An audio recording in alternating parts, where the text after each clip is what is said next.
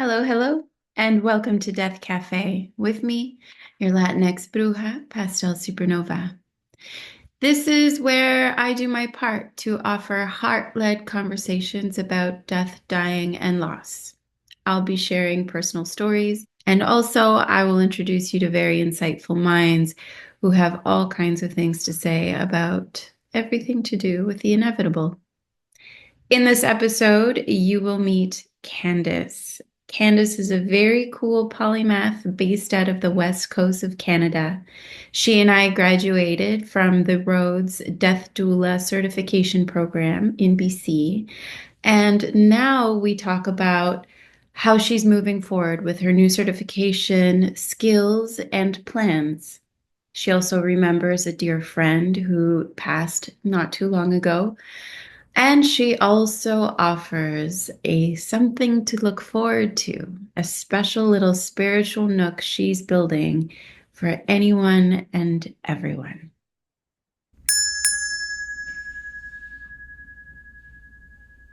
Hello!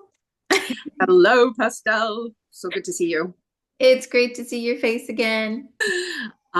Yes, it's me, Candace Cruikshank, newly certified end of life doula and costume designer in the film industry. Yes, for our audience members, I had the pleasure of taking my death doula training program with Candace via Zoom. And we actually did our first project together as a podcast. So this feels familiar and lovely. Yes, thank you so much, Pastel. And hopefully, my nerves don't come across like they did when we first started that. You Yeah, helped me a lot, though. You made it tolerable. So I appreciate that a lot. it was fun. I liked it. That's why I thought of you and some other cohort members to talk again because you're full of knowledge and more than anything, you've got this really huge heart. And I would like for people to get to know you better. Oh, thanks, Pastel. I appreciate it. And congrats on the podcast. I remember something about you in class was that you had such presence to other people's conversations when people were sharing. I remember really seeing you actively listen without the active listening skills that everybody does now, which kind of make me want to punch people all the time. All the thing is just repeating back at you, and you're like, "Yeah, okay, cool. You heard me. I got it." But but I remember seeing your face and even like watching you breathe when there was a big share and watching you be moved. And I just thought she's going to be a really good doula. Aw, thanks, Pastel. I appreciate that. Pretty empathetic person, and the sharing that was going on in that cohort was just so incredibly moving, like you said. And I was kind of shocked day after day, and constantly grateful for the experience. And then, like, reflecting back on my life and thinking how lucky I am, you know. And it was just an experience that I'll treasure forever. Kind of changed me for sure. I think it changed a lot of people. I hope so. Yeah. How has your time post certification been? How have you shared with others that this is something you can do now? Well, it seems to come up a lot. And I'm actually people started reaching out to me that have known me in the past and from social media where I post, like, we've all been posting that we're newly certified and how much we miss each other and all that. And I'm getting people approaching me and asking me what it's all about and just wanting to have conversations about it because they understand what maybe a birth doula is, but they don't understand what a death doula is. And so when I explain it, they're like, "Oh, yeah, that makes a lot of sense." And then the conversation just takes off. And as far as a business goes, I definitely think there's going to be something happening very soon with that. I've been dragging my heels just a little bit because I've been have a lot of personal things going on where I want, and personal things where I've felt a great deal of loss. So I feel like I need to strengthen my foundation a little bit before I feel like it can help other people to my max. One of the things I do want to do, and I might be doing it faster than I thought, is opening up a store here in Mission with a little spiritual component. And hopefully that kind of leads me where I'm needed, I think. I love that. Okay, so tell me about this store. Well, it will feature mostly things from my costume design kit because I own a lot of belts, hats, jewelry, accessories, a lot of fun stuff. I'm just paying for it in storage right now. Film industry is stagnating right now. And the usual just sit by the phone is just, excruciating, right? So the last time this happened, um, it was about 2008, and I had started taking a hiatus to actually get to know my family better. And I had opened up a store, and I was commuting and doing both for a couple of years.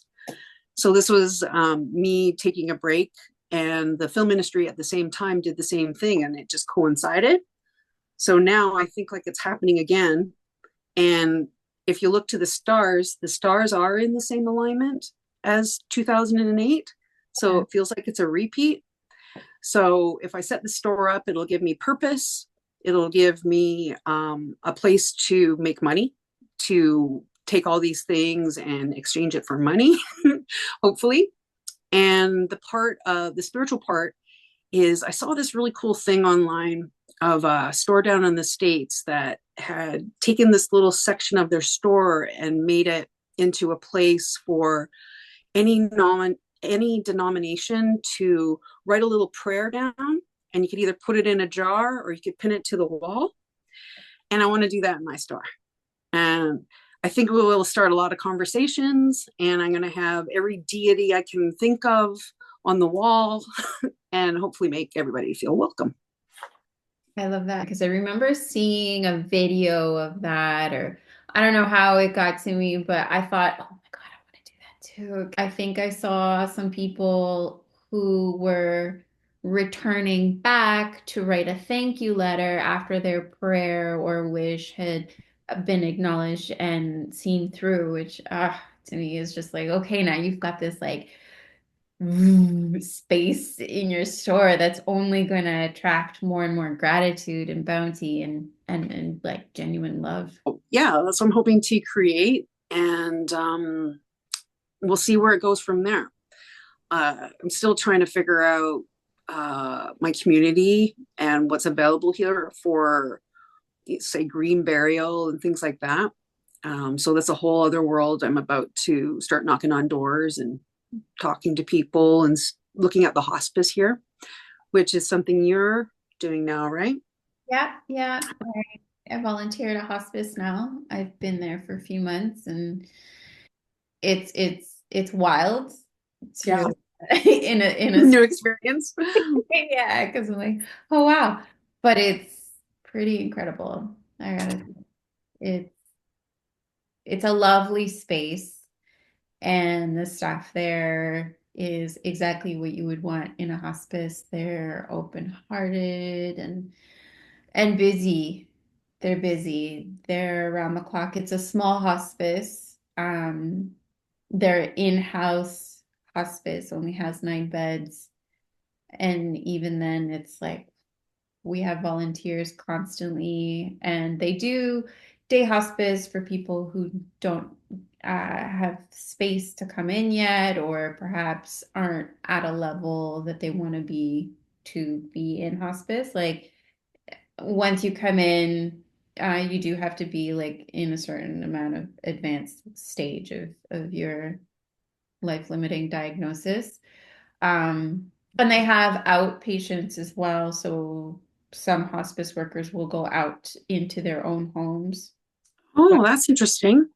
yeah, so as a volunteer, you can be either in residence or volunteer to work specifically with families or a person in their home. That's unreal generous of you. I really admire you for doing that.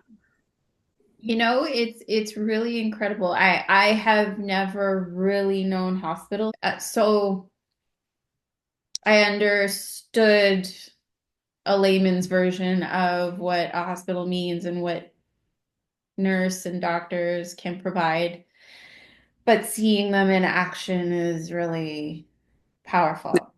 Yeah, next level, right? I bet. It's powerful and also makes me really astonished at the fact that anybody could think that there is no space for compassion work within a place like that because we all really need every element. I mostly have been like natural everything, and I do believe in medicine, and I just have personal views on how often it's prescribed versus a holistic treatment. But in hospice, because it's more patient centered, just off the bat, nobody's trying to deal with the illness in terms of getting rid of an illness. We're all there and surrounding someone specifically. We're not surrounding the disease. Yeah. We're really surrounding somebody, watching uh, people just be held by relative strangers who are doing everything to keep someone comfortable, happy, entertained, just like at ease, however it is that they want. If you want space, cool. It's just, it's a heart opener for sure. What a blessing. Yeah. What a thing. you know. Um, I'm gonna have to look into that locally, get involved. Sounds pretty cool. I could see you loving it. Yeah, Yeah, totally. There's no bullshit. yeah, I like that. I like that. I like when all that stuff's stripped away.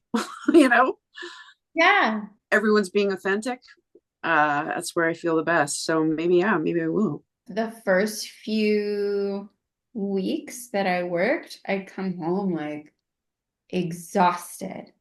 And it wasn't, people are like, oh, is it depressing or blah, blah. It's not, but it is a practice in being present. You're so present while you're Takes there. on energy. Yeah. Yeah. I yeah. didn't realize, I pride myself on I am here and I am listening and yeah, whatever. Like, not really. It's easy to think you're here and listening when everybody's like, yeah, so what's up? Cool. But Yeah. uh yeah, and it's brought me back into more child spirit, I think, because the curiosity has to, if you're not genuinely curious about what's going on around you, everything's exhausting. Right. It's crazy. Then I think of doulas and how we're going to go out into worlds, and by worlds I mean private homes, and you know, hopefully recreate place of ease and compassion. Right at home. Yeah. But around Yeah. here, nobody really seems to know what death doula is. I'll say death doula, and it has to be repeated almost as often as I have to repeat my name. People are like, what's your name? Yeah. And what do you do? And I'm like, Yeah.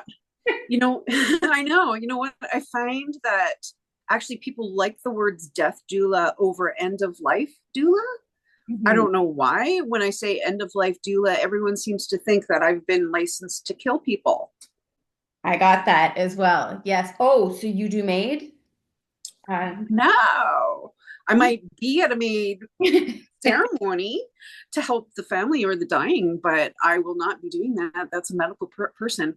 So yeah, then you have to go into no, it's no medical stuff at all. It's all emotion and maybe a little physicality, but yeah, I think we're all figuring it out still. yeah. Yeah, it's being like an old profession pulled forward because of need, and I think Yeah. Everywhere I turn now, there's a certificate course that you could take of some form to touch on all the stuff that we learned in ours. But I think there's going to be more and more people understanding, even like by month here. I think it's going to ramp up. At least I hope so. Yeah. Fingers crossed. Yeah, for our sakes, but also for everybody else's benefit. I don't know about you. Tell me about your responses. So some things that have stuck out to me, other than people assuming, oh, that's hard, or doesn't that creep you out? That those are two that I'm like, no, Yeah. not at all. But something I get more often than not is, so you're just there? And I say, yeah, people need companionship. They need to talk. They need to not talk. They need someone who's just going to be there. Well, but that's like kind of selfish and expensive for like no reason. And then we get into talking about the importance of what true self-care is and what people need. I've met a lot of fast-paced people who are like, well, if it's not necessary. I'm like, Is it? are you sure? Would you like to talk about this further? Because I completely disagree with you. Yeah, I think people are undervaluing the intensity of loneliness. Yes. I hear lonely feelings of loneliness and symptoms, and long-term loneliness is becoming a disease, Yeah, right? yeah. Too many people are alone all the time, and it's not healthy. So we need to start thinking differently. And self-love is, the big buzzword these days. Self-love doesn't mean self-care. Self and self-care are different. Being alone is it. uh, Punishment, but it's also a self-imposed punishment if you don't start reaching out. Going through Exactly. life-limiting diagnosis, going through grief, it is not the same as privacy and alone time. It's incredibly healing. Yes, agreed. And levels of grief and loss are like, even if it's just losing a pet, losing a job, all of it can impact you as much as losing your husband or losing your grandma or losing your brother. So we have to start uh, stop comparing Yeah. our grief and loss and just deal with our grief and loss, right? Yes. Yeah. I get that must be really sad and depressing a lot. Yeah. But I usually just turn the conversation to, we got to rebrand death. We got to talk about death in a different way because it's as much as part of life Mm, as anything, and we just tend to avoid it. So we need to bring it forward. absolutely. There, yeah, that's something I've heard. Well, that's not so bad. It's just shh, stop it right there. It's not just anything, it's a whole thing. Yeah, exactly. And I think there's so many parts that course really highlighted for me that I just shoved all this stuff down and didn't start thinking about it as these big losses that they were, because society told me that I should just get over it. Right. And in a determined amount of time, like it's, oh, Yeah. that's not that bad. You should be over that by now. Well, it's still bugging me. Yeah. I'm not So, broken. It's the way it is. yeah, exactly. Acceptance, right? Is there any big takeaway that was a win for you? Was there one that you're telling people about or applying to your daily?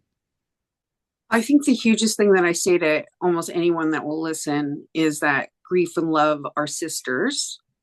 It's like a two-sided coin. And the other huge piece I kind of touched on already is that there is no length of time that is a prescribed amount of grieving. Grieving is as long as you have the love, you're going to have the grief. Yeah. And that for me has just calmed so much in my brain and heart that, yeah, I'm still sad about that from when I was 15. You know, like when my friend Paul died and affected me and the whole town, you know, and I can still muster up all those emotions because I loved him so much, right? Um, but instead of and I'll let it now.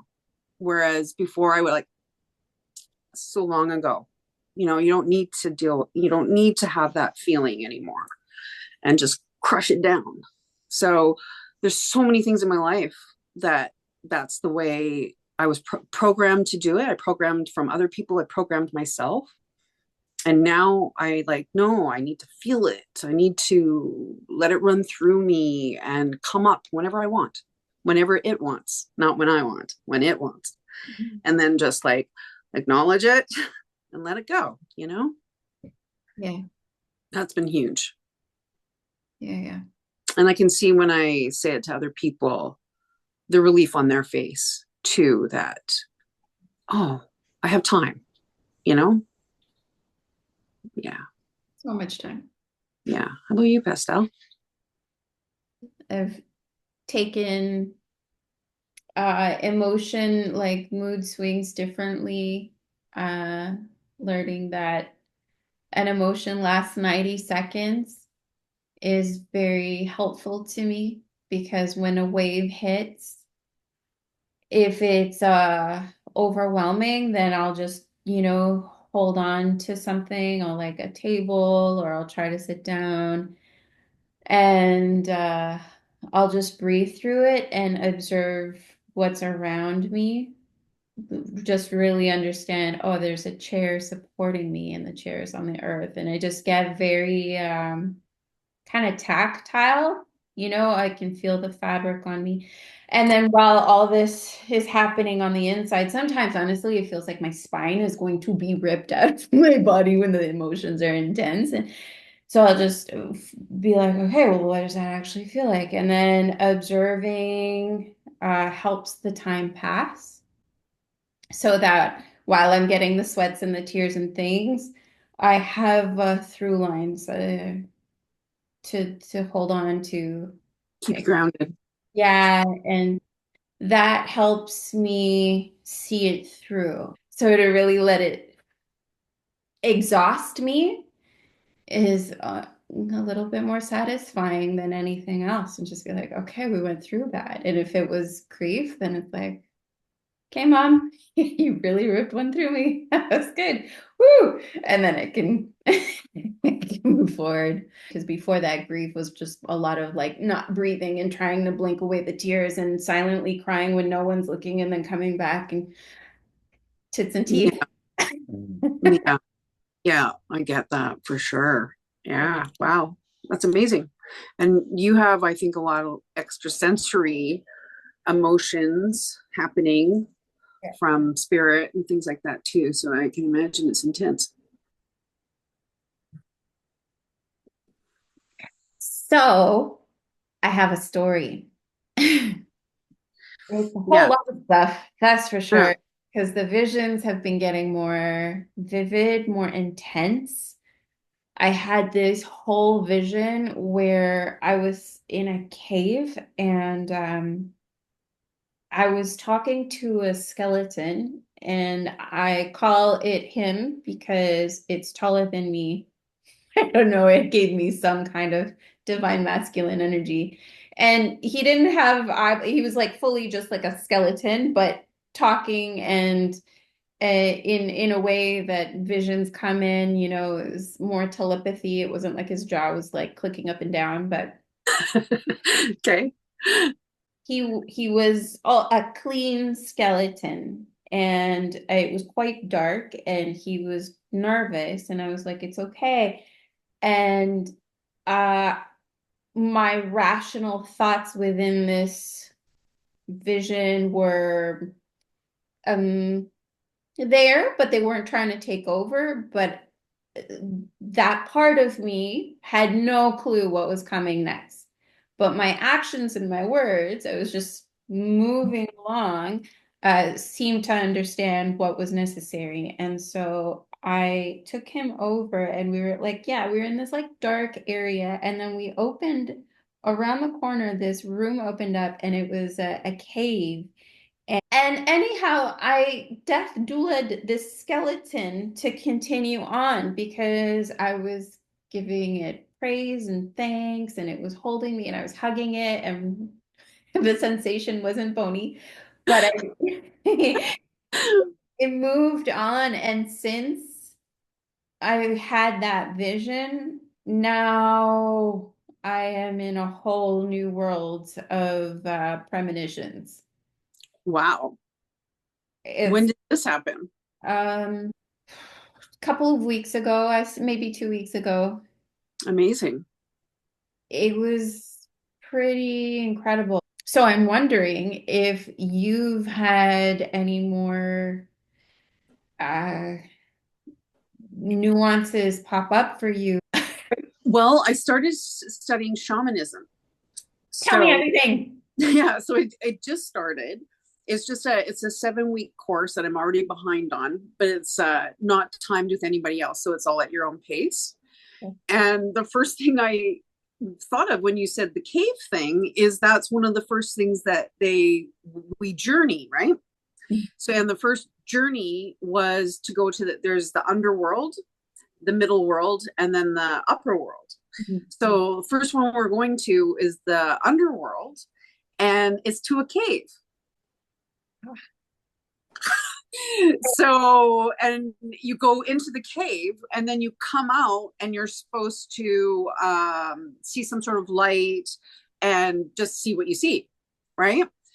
And now I count like the things that there were some things I wrote them down that I saw during this first journey, that I have questions about for sure. And I can't really remember them right off the top of my head. I'm gonna have to look them up. But because I'm really distracted with yours. So do you think you were talking to death? Yeah, I do. I think my spirit guide are trees, which would make a lot of sense. One of the visions that they gave me was of a this chair I had just taken in Toronto in the hotel, and Mhm. it zoomed in on the ornate carving of the wood, and so I think that was the message that my spirit guides of some sort of wood. It just felt like, oh, it was like symbols of you're on the right path kind of thing. But I don't remember, it wasn't death. I wasn't talking to death like you were. That's cool. Oh, That's that's really, really dope. I wonder, do you know what kind of trees? Do you know what kind of wood? no, I have to look up the arm of that chair. Um, Okay. because it looks like a very red wood. And yeah, so I'm gonna have to look that up. I wanted to actually put that on the Facebook and see if anybody knew what kind it was. I'll share my findings. Okay, so shamanism, Mhm. death doula work, it's all right. Connected. Yeah, I think it's all connected. And hopefully I just pop out somewhere and it's happening. I don't know. Yeah, I have a trust in it. People are like, "Well, how are you finding your clients?" And I'm like, "Well, I'm not really chasing after dying people being like, "Hey, guess what?" Chaka, chaka, chaka. But Yeah. like you just following interests and letting people know that it's there and just letting it happen is the way to go. I've Yeah. gotten a lot of, I don't know about you, but I've gotten a lot of online emails saying, "Oh, you're a grief coach now. Do you want to amp up your business? Do you want to scale your work? Do you want to get so many clients a week? And it just doesn't feel like the right path for me. Like the answer is yes, but not through you, not through any. Yeah. I feel like anytime I push for things, it doesn't come back to me. The energy output. I think it's more, you have to be authentic. You have to be acting in your authenticity. You do need to be out there talking to people. And it's not necessarily about, hey, you can hire me now. It's about, hey, what's happening with you? And then just let things happen. Um, Making money off of the internet is another, anomaly that you could be chasing forever and never get that back either. So I've actually just also joined a spiritual group book club, and it's called Euphoria. And I just had the first meeting on Wednesday, and we have another one tomorrow. And we're reading this book called Whatever Arises, Love That by Matt Kahn, which is a great book. And I think it was actually on our recommended reading list during our cohort. And it's also like filling that big hole that the cohort did actually build for me, was that community of meeting twice a week and hearing like-minded people talk about their lives has such huge impact, right? So that's exactly what this is. And as soon as I know that it's really awesome, I'm going to start sending out invites, and I'll send one to you, see if you're interested. But I think it's, so the guy who's leading this his name is Cole Lynch, and he's somebody I've been following on Instagram. His thing is called Cole.heals, and he's a really attractive guy. So it was like, oh, click. And then he started saying all these things. He's going through a lot himself, where he was living in Bali and he had a kid with somebody, and she took advantage of him and took the kid. And now he doesn't know where the kid is, and he's had to come back to America with his tail between his legs. And he was trying to be something that, like, he was trying to make money, and he grew his page to 130,000 people, and he's made 3 grand, Yeah. over many, many years. And he's already burnt out.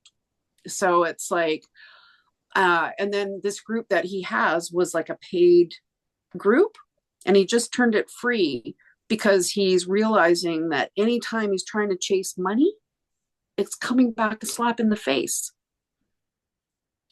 So I'm going to learn from this guy. I wanted to ask you about who you are holding in your heart these days. Naturally, this podcast has led to conversations about loved ones, and I know you've lost many people, and they kind of go in and out depending where you're at in your life. What's going on with you in your journey these days? Well, the most recent loss was a young woman named Tina Evinger. She died December 8th, 2024, after a 5-year battle with cervical cancer. And I just attended her celebration of life on February 3rd. And it's still affecting me. It was so touching. Her mother spoke, and her cousin spoke, and she worked with me on the TV show Virgin River, season 1. And it was right after that show that she learned about the cancer.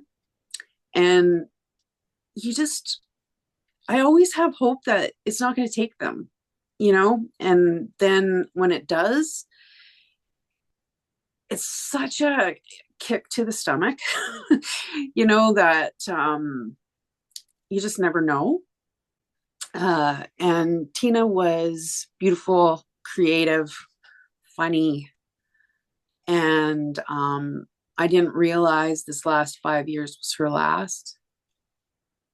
And it's really shook me to see her family gather around in that celebration of life and hold each other. And it just makes me reflect on my life a little bit more.